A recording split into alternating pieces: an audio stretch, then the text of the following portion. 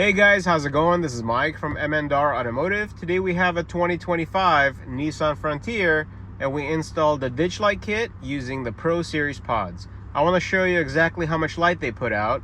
So these are the factory low beams, these are the factory high beams, and this is the ditch light kit. So notice we have it angled slightly to the sides, so that way we can get a nice wide beam pattern to go along with our light bar.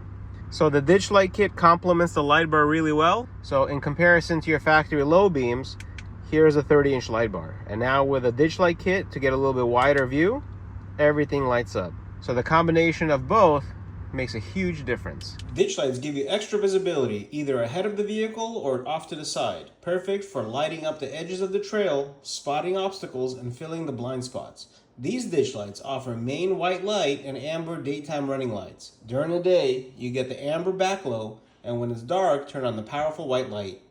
Once again, factory low beams, factory high beams, ditch light kit. You guys are gonna absolutely love this product. Thank you guys for watching, and I hope you guys end up watching the step-by-step installation instructions, so that way you guys can get the confidence that you need to install this product yourself.